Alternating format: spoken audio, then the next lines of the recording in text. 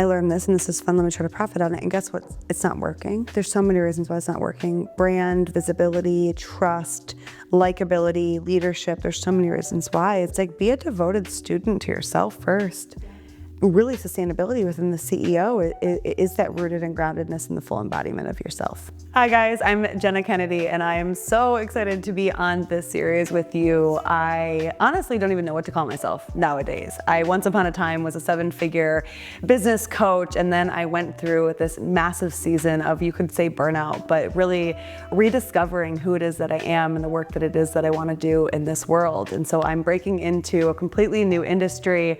And honestly, at this season in my life, I'm living, I'm learning, I'm growing a human, and I'm just bringing people along on that ride and on that journey to really build a life and a business and a legacy and an impact that is so uniquely yours and nobody else's. So come on along. I'm excited to be on this series and see you there. Hey, I'm Taylor Davis. Welcome to Wildly Satisfied. I hope you enjoy the show.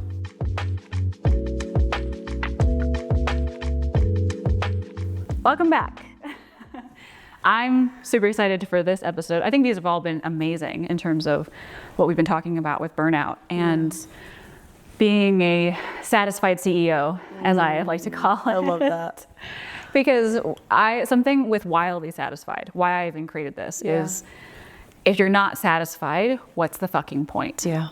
And sitting down with you, Jenna Kennedy, however anyone you want to say it. Which why you were always Jenna, right? But then you went to Jen For business. Yep. And now you're going back to full on. Yeah, we're going back. I love it. Okay. Well, we were sitting down talking about burnout, and we've talked a lot about the science behind it and dopamine and basically how to restructure, how to recover little by little every single day. And what I really want to dive into is having a sustainable business and being a satisfied CEO and what that looks like. Because if you're coming out of burnout, or you're like, hey, I feel like I might be headed towards a burnout. For sure. And I want to shift some things, I think the last couple of episodes could really, really do that for you. Definitely.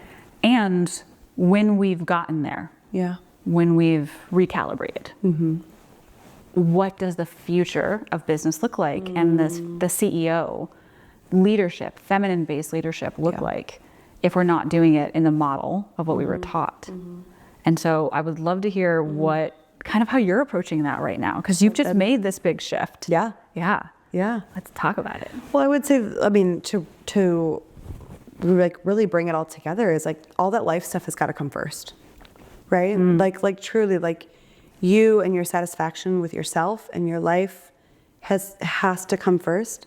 Because I think that historically, as a society and even as an entrepreneur, it's gotten really way too easy to escape our life and do work and kind of bury ourselves in work. We see it in the movies, we see it everywhere where, when you're at work, you're one person, and then when you're home, you're another person. Oh my God, yeah, talk about an identity crisis. Yep, and this is, it's tough, and when you're an entrepreneur, we don't really have those boundaries because we could turn on work at any point in time. Yeah. Do you know?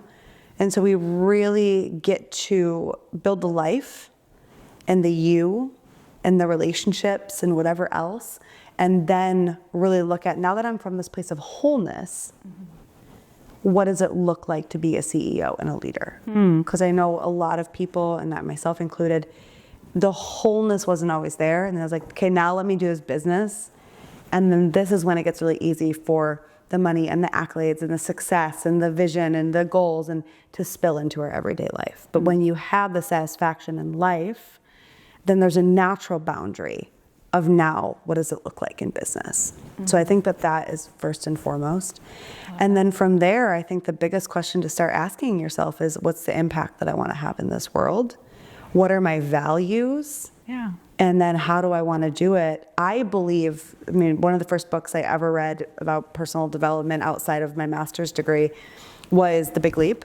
Oh my God, that was my first book too. Was it really? Yes. Oh my God, it's such a good one. It's such a good so one. good. I remember before I ever got into personal development, that was the one book I was like, oh, what is this? So good. It's so good. And it just set me off on a whole, like that entrepreneurship path, honestly. I actually just reread it last week or 2 weeks ago. I deleted Instagram for 9 days and I read 2 books instead. I love it. It was really fun. But it was on the shelf and I was like, I'm gonna reread it. But I really strongly believe in working in your zone of genius. Yes, absolutely. I know I mentioned it in another episode, and so what's my vision? How do I want to help people? And then what is my zone of genius? And can I craft a company that I'm staying in my zone of genius? Yes. And it can have the impact and can make the money that I want to make in this world. Because you can. Because you can. There's this narrative that I really want to squash around, well, I have to be all the things. And a lot of that is what I call solopreneur mentality. It's the whatever narrative around entrepreneurship that's out there around like, well, you need to be able to do all the things, run all the hats, wear them all. And sometimes I find especially when someone's like going through a burnout phase, they're like, oh my God, well, let me just go back to simplicity where it's just me. And I was like, yes, I totally get that. And if you're trying to move forward with your life, you don't need to go 20 steps back where you're doing it all alone, you're isolating and you're not moving forward. Completely. Because you're trying to quote unquote be in simplicity. Yeah. Or you're trying to stabilize, which is beautiful, but it's like, how can you just take 2 steps back, take the complex, make it simple, but not go at it alone, and slowly start moving forward. Completely. And so, I love that you said that. Continue. Yeah. No, I mean, it is. It's like, how do I structure this? And how do I do this? And how do I build this from this place? Yeah. From the place of wholeness, from the place of I know my vision and I know my role in the vision. How do I then move forward and actually be able to bring that to life? Yeah. And I think that's, we've talked a lot about, we've continuously moved this topic. I know. We're like, which is the aligned structures within your business model. Yes. Right? Like, okay, if my zone of genius, let's say that someone's zone of genius is teaching and speaking. Yeah. Which a lot of people's zone of genius is teaching and speaking, but it can look a hell of a lot like coaching. Oh, yeah. Right? Oh, yeah. So you got to get real and radically honest with yourself. What is my zone of genius? So maybe that's your zone of genius. Okay, well then in what ways do you love to creatively express that? Well, I love to do that through podcasting. I love to do that through programs. I love to do that through, teaching on my Instagram. Okay, well then those are like you said earlier, those are the things that you do. Yeah. And then what do we need to outsource? And then what do we need to get help with? Now, some people listening are like, but I'm not in the place that I might be able to hire outsourcing. Of course, we've all been there. Yeah. Absolutely, we've all been there. Well, can you barter with somebody? Can you trade services with somebody? Can you enroll AI? Yeah.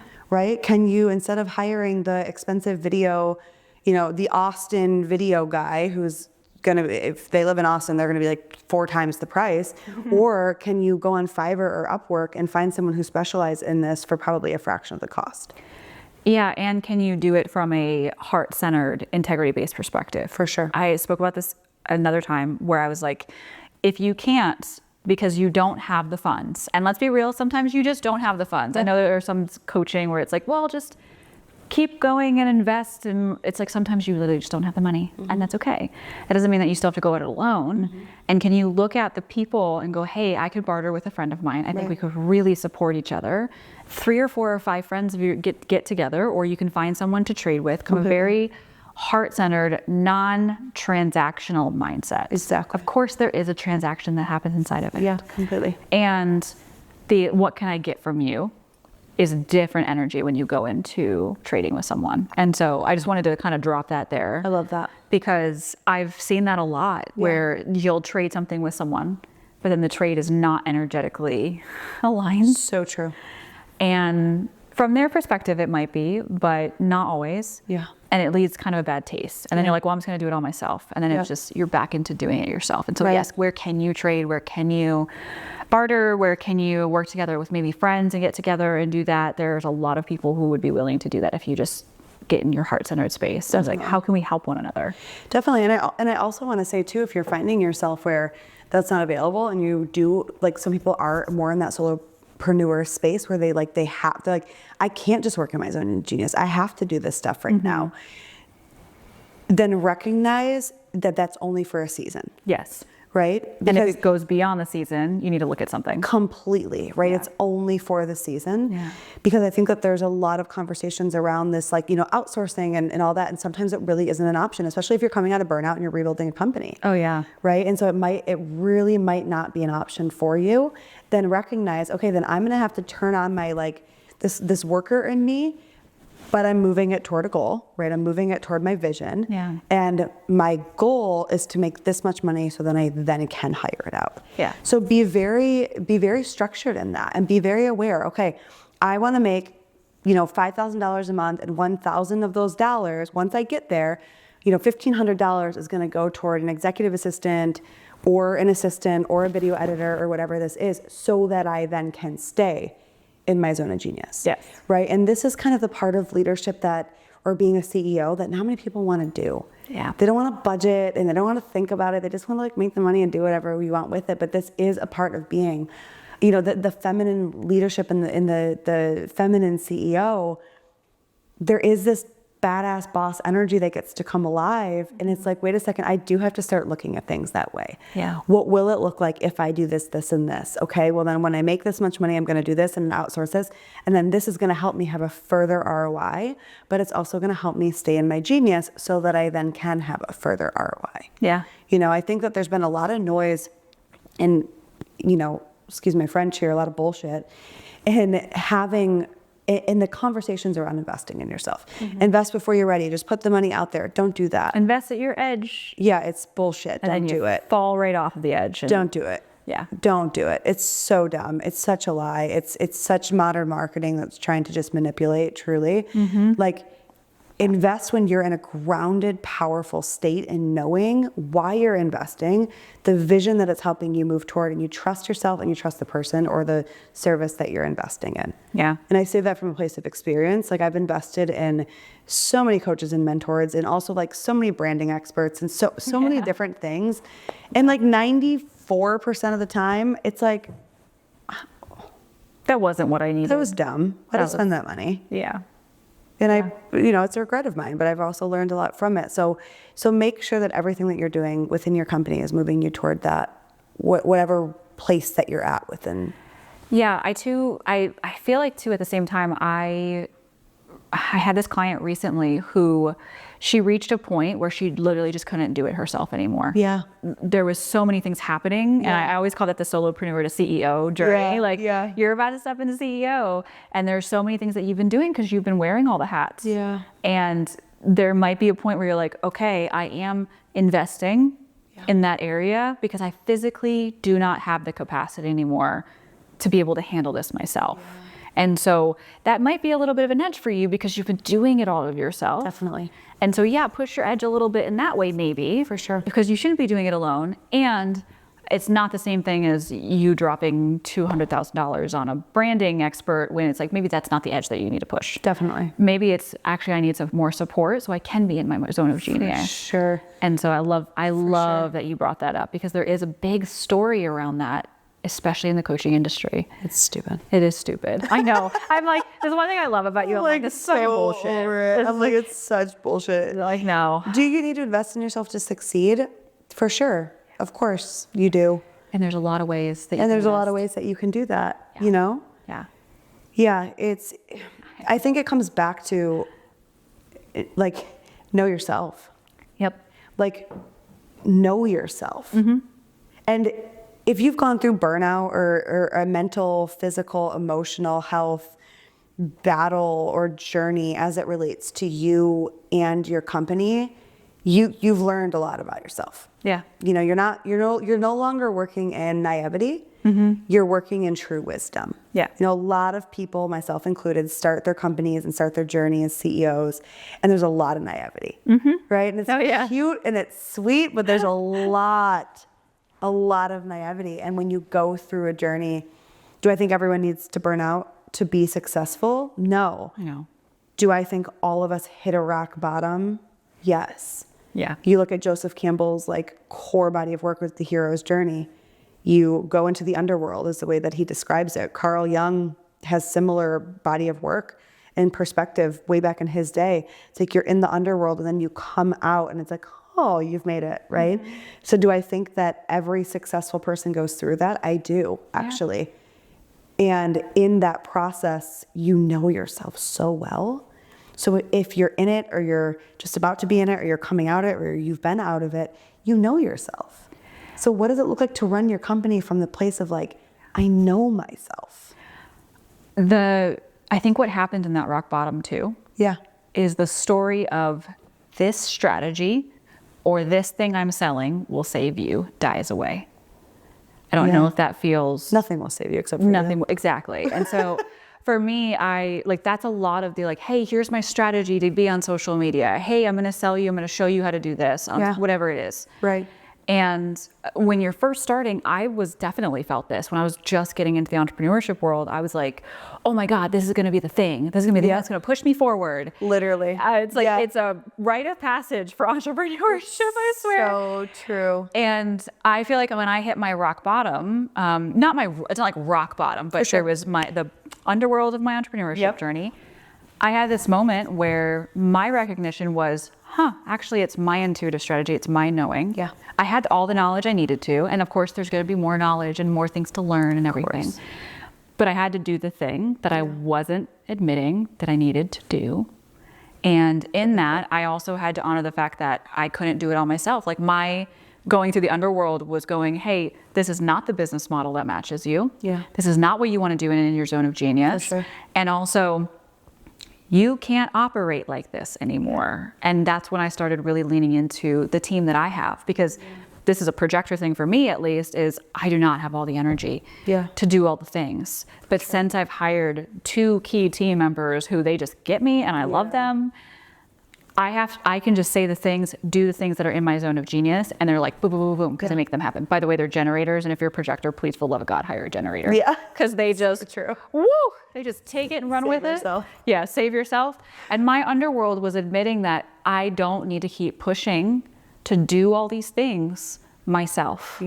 And I didn't need to buy another course or have another coach or anything like that. And I took a big like pause from any of that. It wasn't until recently that I started diving back into learning for the sake of learning. And enjoyment, because I love learning. But I got into this version of myself where I learned because I thought I didn't understand something. And I didn't get something in business. So I needed this coach, or I needed this topic, or whatever it is. And it shifted to, what if I just learn because I'm curious? Now I'm satisfied with the thing that I'm learning, versus that there is something lacking within me. And really looking at your business model and how you're doing things and going, actually, you do have the answer. No one outside of you is going to give that answer. We might give direction and some guidance and some mentorship, which is beautiful. I love mentorship. I had a time of coaching, which I think they're a little bit different in my experience, at least. But I had a time for that. It served me well. I'll never say that it was a regret or anything like that. The regret for me was like, I didn't believe in myself. The way that, and there was a lot of stories around why. And when I had admitted the thing that I actually had to do, which was be seen and like actually own what I do and how I do it, that was what really shifted. And I can't do it alone. For me, at least. And I would really encourage, and I want to dive deeper into this, but I would really encourage the people listening and watching to look at what business model you have and the structure you have in a business. And is it you, or is it some version of a model that you were given? I know the coaching industry blew up. It's a beautiful thing. And hey, you need to be on a call weekly. They get Voxer support, get them in a 3-month container, and then roll them into a year container, and then roll them into this. That for me, like, it burns me out so much. I can't even do a lot of one-on-one work right now. Very few and far between, because I was in a burned out model. So I had to shift my entire business model. How did yours shift for your business model? Like, I mean, I was working one-on-one with so many clients, masterminds, one-on-one, live programs. A lot of it was centered around coaching and mentoring. And then I realized I like it. I like coaching. I'm a really good coach, but I love teaching and I love speaking so much more. And I've been a teacher my entire life. Like that's what I did before I became an entrepreneur. But it was even not even like just my business model, but it also was how I was creating content, Mm-hmm. what my brand even was, the work that I was doing in this world. You know, a lot of people look at Reels because Instagram algorithm, it does very much support Reels. Yeah. Because of their competition with TikTok, right? Keep going back. Because of their competition with TikTok. And before that, it was because of their competition with YouTube, which is when they prioritize long form content.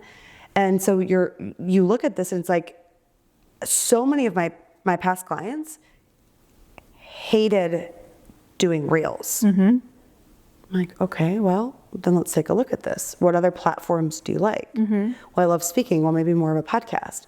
But also, you don't have to do Reels the way that like all the kids are doing Reels where you're like dancing. I love that you started moving you're moving your hands in the dance. You know, like they're like these like dancing monkeys. Yeah. Like, how could you actually, if you want to play the game, if you want to play the Instagram game, you've got to understand the Instagram game. Yeah. But how do you play it your way? Yep. So can you go into the real world, right? Like play with Reels, but do it in a way that supports you and your zone of genius. So can you go teach something really quickly? Well, the hooks and all these things, we have to grab people's attention. You do. So how can you make your brand support that, right? So it's like, when you're coming from this place of feminine leadership and like long-term success and sustainable, satisfied CEO, you have to know yourself so deeply, but then also look at the world that you're playing in. If you're choosing to be on Instagram, you're choosing to play within the algorithm. So how can you, from a place of embodiment, actually look at that and play the freaking game so that you can have more eyes on you? And that is important with a sustainable business, right? Same thing with podcasting. How can you go in and how can you play that game? Because you're going in and playing these games. There's these structures that are already set up. And do you want to play that game? And do you want to play that game? Like that one specifically? Yes. Do you want to be on Instagram? Some people like love the TikTok way. Yeah. Me personally, in this part of my life, maybe in the future I'll like it, but I'm like, that sounds horrible to me. Yeah. You know, like Facebook, never really vibed with it. Yeah. You know, so what are the structures that are already put in place, the platforms that are put into place, and then how can you go on those platforms as fully yourself and then utilize those platforms to be seen? And build your structure and your baseline and your foundation of your business to be sustainable because you're actually enjoying the thing that you're doing. Exactly. And you're coming at it from a perspective of, oh my God, this is how I work and this is what I enjoy. Completely. Because I'll take this as an example. A year ago, first of all, I'm not a social media fan. I've never have been. And it was my first job. I was like a social media specialist. I remember you said that, yeah. Oh my God. But for the longest time, I didn't even build my business on social media. I'm just now starting on social media. And that's fine because I built it intuitively. I was like, no, I like referrals. I like relationships. I like that. And so I built my business from that, a sustainable business, doing it that way. And I said, you know, I do want to be on social media. I just want to be seen differently. Let me go play in this. How can I get visible in a way where I'm curious and fun? I even shifted the word content because it wasn't working for me. It's not what content am I putting out this week or this month or this season on the platform. It's what conversations are we having on the platform. Yeah. So good. What conversations am I having this week? Right. What's coming up for me? Yeah. And so even that one shift in language made it more pleasurable for sure and sustainable for me. So good. It gave me a more aligned structure for my business because I wasn't like, oh my God, this person says I need to do this type of content and I got to keep up with this. That's so, like, even as I'm saying it, my voice starts, like, your energy just starts to vibrate a little bit differently. And it's like, well, because it goes to have to instead of like, this is fun to create. Yes. Right. And that is the feminine leadership. It's fun to create. Yes. I enjoy creating. You know, a lot of people, and they'll experience this in burnout if this is your path, we confuse creation with achievements. And we think achievement is creation, but they're completely different. Especially with that dopamine hit just added right in with all those likes. Right? But like, what does it look like to just create? And I asked myself that as I've been restructuring my entire life in company, is I put in my Instagram bio, nothing except for like new era coming soon. I saw that, like new era loading or like. Yeah, it was just like, and then I added in the meantime, living, learning, growing a human and just being real about all that comes along with it. Like that's just where I'm at with my life right now. And I just gave myself permission to have no content pillars, just do whatever the hell I wanted. Yep. And I've literally just been creating content and whatever I'm like, okay, I'm learning about dopamine right now and how it relates to success. Do I want to have that conversation? Do I want to share that? No, not really. That's just for me and whatever. Okay, perfect. Do I want to talk about this? And I'm like sharing more of my life and more of like my humor and more behind the scenes. And I literally shared the most candid, ridiculous video that you'd ever see in your entire life. I peed my pants because I'm pregnant. I laughed so hard at the video. Like, oh my God. I peed my pants and I'm pregnant and I have no shame in any aspect of life. I have no shame in sharing the realness of life. And I wanted to know what my husband's reaction was. I've been doing videos throughout my pregnancy with me and my husband that just for us. Yeah. And I set this up in my office when he was bringing me eggs and breakfast. And, you know, I was like, babe, I peed my pants. I sneezed and I peed my pants. And his reaction was ridiculous. Yeah. And like ridiculous in kind. But I'm like shocked that that's his reaction. And to the point where he's like, oh my, he noticed, like, are you recording this? And then it's like a minute of our life. And this is just literally our life. Like probably could post so many other videos. And it's got over 1 million views. I've got over 500 new followers from it. Oh my God. And it's like, it has nothing to do with anything except for me pissing my pants because it's just a normal part of life, you know? And so it's like, that is, I'm not telling you to go, you know, pee your pants and record a video about it, but feminine leadership, right? And like sustainable leadership is creating and sharing in ways that are just you. Mm-hmm. You know, like it doesn't always have to be structured and sitting down and here are the 3 things like, or here's the pretty polished version. Yeah. Like people want realness. They want truth. They want raw. They want to hear the real stuff. Yes, we want to learn, but we also just want real, you know? And so I think that's a huge aspect of your company and the future of life and business is like, just how can you build a business in a way that's just so you, that every single aspect of it just has so much you. Yeah. And the core of that is knowing yourself. I love that. I had someone recently say to me, because I'm in a season of visibility myself. And they said to me, they're like, I want to see the shadows. Give me the shadows. Give me the dark side of things. And I had this moment where I was like, but I don't have that. Should I be showing that? Should I be putting that out? And once upon a time I did. I went through the underworld. I did the things. I don't really have moments where I'm like, oh my God, I'm breaking down, crying, and I want to show that to the world. Not just because I want to show it to the world, it doesn't happen very often for me. And I had this moment where I was like, I can be completely real. And then some people are like, oh, but like, is that what's real? Right? And it's just an interesting thing that I'm noticing as you were describing that, because while you don't have to like put all of the breakdown moments on social media or anything or feel obligated to share, it can be something beautiful. It can be something real and just nostalgic. It can be something real and a moment when you're out walking your dog and you're like, God, this is freaking beautiful outside. And if you find yourself consuming social media where you're like, but I want to see the real raw parts and like it has to like show me the parts where you break, it's like, you know, that's not always what life is, right? Like, we'll have seasons where we're going to go through a depressive episode or it's challenging or it's intense or we lost somebody or whatever it is. And we don't have to show that all the time. Not that you're hiding. For sure. Not that you're bypassing. For sure. Not that anything like that. It's, for the most part, I have a pretty stable life. Yeah. You know, I don't really have high highs and low lows, but I have moments where I'm like, holy shit, am I doing this? And then I have a moment where I'm like, do I want to even share this? Yeah. And so it's an interesting dynamic that you get to figure out in your business of what. Completely. And it's not being like, oh, I'm going to put on a pretty polished face and I'm not going to ever show anything. No, we want realness. We do want that. Yeah. But it's also like, you don't have to put out every single part of your business and your life either. Completely. So figuring out what that balance is for you. Yep. And I want to ask one more question before we wrap it out, because this is something, actually probably 2. When you look at like your offers and your business as you've been shifting into we talk about social media. Yeah.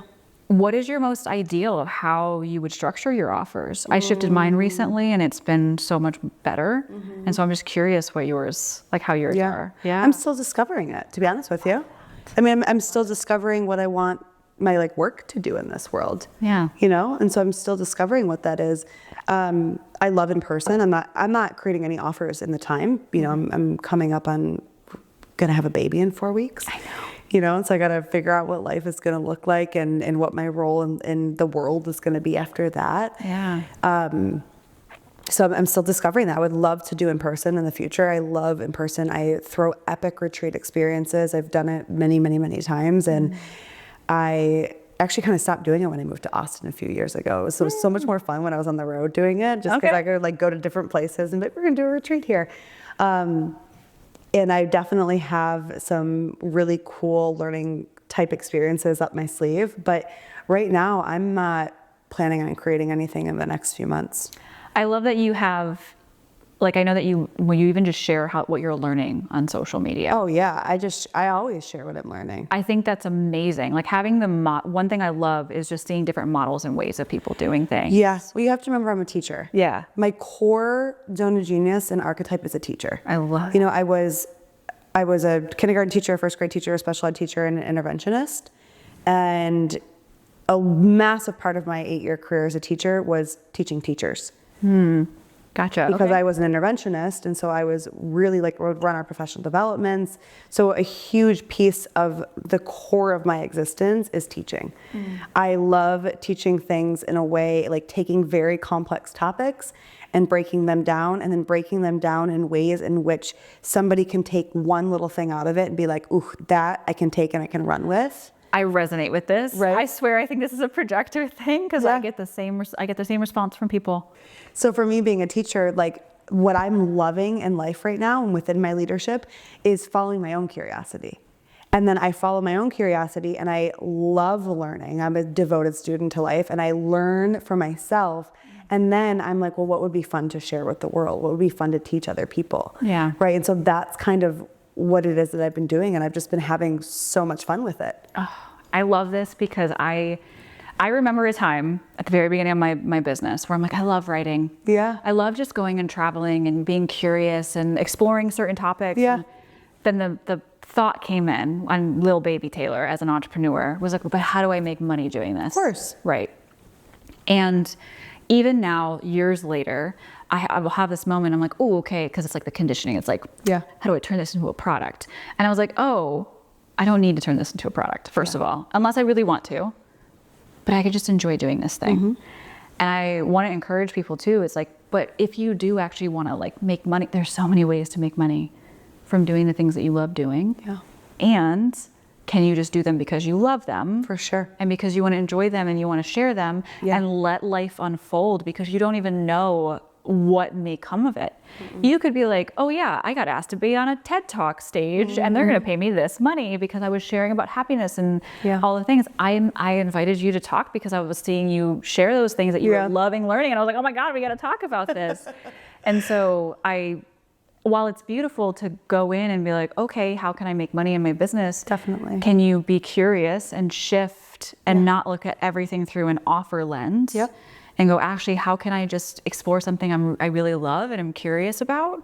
And maybe an opportunity will come, maybe it won't. Yeah. You know, and being able to just kind of shift that a little bit too, because I'm learning photography. Yeah. I wanted to learn for years. That's really cool. And it's not because I want to be a photographer. Yeah. It's because I want something that I've always wanted to learn it, and it's new and I love learning. Definitely. And so I love what you said about, you know, the satisfied CEO around feminine leaders and the feminine CEO and where we're going in the world, because not everything has to have a price tag. Yeah. Not everything has to be, well, I'm going to turn this into a business. In fact, I would encourage people to take a step back and go, okay, well, how are you actually enjoying your life? Completely. And a lot of people are doing that. Like, okay, I learned this and this was fun, so let me try to profit on it. I learned this and this is fun, let me try to profit on it. And guess what? It's not working. It's not. Because if you don't have there's so many reasons why it's not working. Brand, visibility, trust, likability, leadership. There's so many reasons why. It's like Sometimes a lack of integrity. For sure. It's like, be a devoted student to yourself first. Yeah. And then bring that if you want to into your business. Yeah. But, you know, really sustainability within the CEO is that rooted and groundedness in the full embodiment of yourself. Yeah. So let yourself go on those journeys. I love that. I feel like I just keep talking about this. When I got into human design, and then we'll wrap it up, is when I got into human design, I got into it because I was curious. Yeah. So I was like, oh, okay, what is this? Yep. I'm going to play with this. And then I was living an experiment for 3+ years. Yeah. And then I was like, oh, I can practically apply this to business, but I didn't dive a year into human design being like, I'm going to teach everybody human design and make it an offer. And even though it's part of my business now, it's not all of my business. It's just one little thing. It's a massive tool. It's a massive tool. But it's not everything. It's not everything. And so playing with your offers, playing with your structures, with your sustainability, I do it because it brings me joy. Yeah. Not because I know it's going to bring me money. Definitely. And to be able to practically take those little pieces and give them to people, I just love it. And so my last question, and we will wrap it up, is what is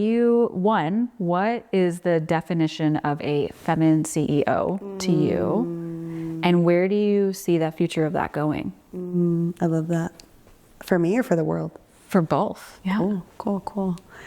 What is the definition of a feminine CEO? In your perspective?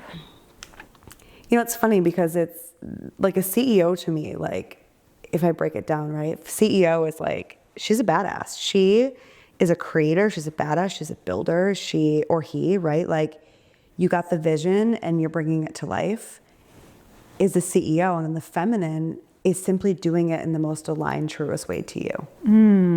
You know, like, I think the CEO is like, and maybe it's because I'm becoming a mother and I have this whole, like, the thing that I'm going through and this journey that I'm going through, what is it to become, like a mom, she's not always a soft, sensual, like snuggle bug, right? Like she's the mama bear. Yeah. She's a badass mama bear. Yep. You know, and so I really think about that energy as it relates to the CEO. Yeah, and the feminine, very simple. It's like, who are you? And doing it your way. And then what does that look like for me in the future? It's just that, you know, I have a vision for where we're going and I want the vision to come to life like yesterday. But it's not time for it to come to life yesterday. And so I'm enjoying this process of the next evolution of me and my work in this world and like really enjoying the process of it. And it's you know what it is. Yeah. I'll say it because I've started to drop it. Like I'm going into the world of podcasting. Yes. And I've had a podcast before. I actually had a podcast for a couple of years. Many people don't know this. Don't look up the Jenna Kennedy show because you're going to see a previous iteration. I messaged the girl who used to do my podcast. I'm like, can you delete this off the face of the earth? But I have 131 episodes. Like I was a very committed podcaster, but I didn't know anything about branding, about marketing, about nothing. I just was doing it for fun. Yeah. And then I stopped because I lived in an RV. But that's beside the point. But that was very much like I was a coach and I had a podcast to help support my coaching business. And I'm really moving into becoming a podcaster. And it's a whole new industry. I'm learning an insane amount right now. There's not too many people that just are podcasters. There's a lot of people who, you know, have podcasting as a kind of like a side part to support their companies. And I'm not really wanting that at all. I'm really wanting to dive headfirst into podcasting. And so I'm studying and I'm learning from people like Andrew Huberman and Chris Williamson and Diary of a CEO and, you know, some other Mel Robbins. I've been really studying what it means to be a successful podcaster. And within that is really thought leadership, and it's a new level of teaching and, you know, a new level of leadership, a new completely different type of leadership that I've never known before. And so I am recognizing that I am the smallest of small fish in an ocean, not even a pond, in an ocean. And I'm learning. And I've got a lot of friends that are big in that space that I'm learning from. And I've got a lot of things that I'm just naturally following my intuition and learning. But it's been in the works, and it's a learning curve. I can't wait to hear what you learn from this. My giddy, like nerdy side is like, oh my God, what is she learning from this? Let's learn about podcasting. Because that's a whole, and I want to honor you for like, that's a whole different business model. It's an industry. It's a whole industry. Yeah. I thought it was really just like coaching and like a podcast. No. And the more that I'm getting into it, I'm like literally learning an industry. Yes. And it's humbling. Yeah. Especially coming from, I was a 7-figure, you know, coach. And I like was a leader in the coaching space. Yeah. And then to like go through everything, to let it crumble, and then to have no identity attached to it, and then just be like, oh, I want to be a podcaster. And now, do I have experience doing it? Of course. Have I been on 100 podcasts? Of course. and I'm going into a new industry. If I feel like my friends who have broken out of coaching and gone into a product industry, and I watch them learn like that's a whole new world, like overhead and all that. I'm like, oh yeah. But yeah, to like a podcaster and integrity is it's such a learning curve. It's so fun that you're doing it though. Is like, that's going to be my focus. I know it's like a whole nother identity, of course. It's a whole nother industry. For sure. But just to know that it, like the coaching is not the only way and 9 to 5 is not the only way. There are different industries that you can study. I get so turned on by studying different industries. I'm just like, whoo, let's learn some more about how this works because it's fascinating. Yeah. And so I'm so excited for you. And I love that that's just a natural progression too, at least from what I see, because you're very well spoken. Thank you. I was even telling someone recently, I was like, yeah, I'm gonna talk to her, we have a conversation. And they're like, oh my God, that's amazing, because she has an amazing voice. Oh my God. And the way that she speaks, I just want to stop and listen. Thank you. And they're like, it's not just like her voice, it's the way that she holds herself and how she guides you through things. And I'm like, oh, tell that person that I love them. Okay. To call me tomorrow. I'm like, I agree, 1000%. But this is something that comes up. Like there's a whole new level of imposter syndrome. There's a whole new level of do I have what it takes? Like I told my husband and my therapist a couple times, I was like, I've never actually been afraid to fail. I've never had a fear of failure. And curiosity is stronger. Yes, but I like even when I went into coaching and I left a career that I had a path on, that I was going to become a principal. And I left and I had no fear because I just believed in myself. I was like, I can coach, I can do this. And when you're a business coach, I shut down, a multiple 6-figure nutrition coaching company to go into this world of business coaching to be like, do I actually know what I'm doing? But I was never afraid to fail. For the first time in my entire life, I'm experiencing a fear of failure. I'm experiencing, am I well-spoken enough? Do I know do I know what to do? Like I'm experiencing these fears that I've never even had a glimpse of. When somebody told me I'm afraid to fail, I could not relate to that person. I was like, I don't get it. I can empathize, but I cannot relate to you. Same thing with like when people would doubt their ability. I'm like, I don't know if I've just kind of just like my dad, one of the only lessons he taught me growing up, he's taught me a lot more in adulthood, was say anything with confidence, people will believe you. I don't know if I just rode that out for a long time. Yeah. But I'm coming up against these massive fears that I've never had in my entire life because of the newness and the unknown of it. And so it's a journey. I can relate to that because I decided to start a media company. Oh yeah. Hello everybody. Hello cameras and room and it's one thing to have a business based on a coaching model. Yeah. It's another thing to be like, I'm going to be a podcaster. I'm going to run a media company. This is not just a podcast that I'm putting out, or it's not just a one segment thing that's supporting my business, but not as all of my business. Like you're going full into podcasting industry versus like your podcast being a side thing that helps support. Completely. Same thing with the media company. Yeah. It's a whole different stretch. Yes. Whole different level of what a CEO and what your version of a feminine CEO is going to look like. Completely. You have to learn so many different things. And I don't know about you at the media company because that's something obviously I haven't studied. But one thing I've noticed that's intimidating but also a challenge is that when I look at the top charts of podcasts, and I'm looking specifically through the lens of of teaching and being a little bit more educational, but also like I want it to be very fun and light and exciting because we need to freaking lighten this shit up again. Agreed. But when I look at it, a lot of the podcasts that I'm studying from the top charts are dominated by men. Yes. And I'm like,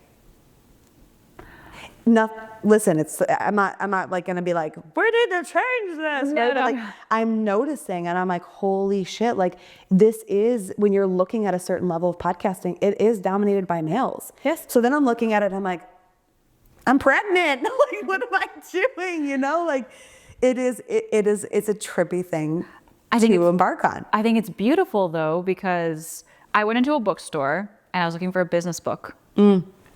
And I had no business books by women. Damn. Nothing. And when I finally decided, I made the decision to do this media company, I was like, this is gonna be where women go to learn about feminine-based business. Because we don't have, and the people who write the books, I want to showcase the books on here. So good. Because we don't have the feminine version or the female women version of this because it is such a male dominated industry in so many different ways. And so I love that you're approaching podcasting, like the podcast. You're like, no, I'm going to call it now. This is Projector Psychic. She's going to be like one of the top podcasts, and the women just like blowing it out and doing it your way. Thank you. Because you could go in and be like, how are they doing it? How can I replicate it? For sure. Of course, you learn something. Completely. But you're also going to do it in your way. Definitely. And I love that. And if that's not a message to end on, like, I don't know what is. It's like, go learn the things, take what resonate, leave the rest, and do it your way in a way that honors who you are as a feminine leader. Yeah. Without burning yourself out. Yep. And doing all the things that the masculine does. We love them, and we can do it a different way. Yeah, we're not meant to do it that way. We're not meant to do it that way. Just like we're not meant to do health that way. We're not meant to do life that way. No. We're all different. And even you and I, both as projectors, we're going to do it different ways. Oh, yes. Right? Because we're different humans. Yes. So yeah, find your way. I love this. Oh my God, this is so amazing. Oh, I feel like it's just, I could talk forever with you, and I'm like, we need to go live our lives. Okay, so this was so good. I hope you guys enjoyed this. Down below on every episode, I almost forgot about this part, you can find links, you can find Q&A forms. If you have questions, there's always one in the show notes and descriptions for every single episode. I know I did not mention that. I forget that after a while. And I'm gonna connect you with this lovely woman. Oh. And so she's about to have a baby, so, you know, I'll still be there. she'll be there. But I'll see it eventually. Yeah, and then you can watch her grow as she's getting into the podcasting industry and ask her all the questions. And I hope that this resonated. I hope you can relate. I hope it helped. And if there's any questions that you guys have, please do not hesitate to reach out. Like I said, there is a form, but you can also connect with us on social. Yeah. Unless you're stepping away from social because you don't want those dopamine hits, that's totally fine too. Either way, reach out, ask the questions. We are here because burnout is definitely an option, and we can go about this in a more sustainable way. So thank you so much. This was so fun. Yay. Thank you so much for listening to this Wildly Satisfied production.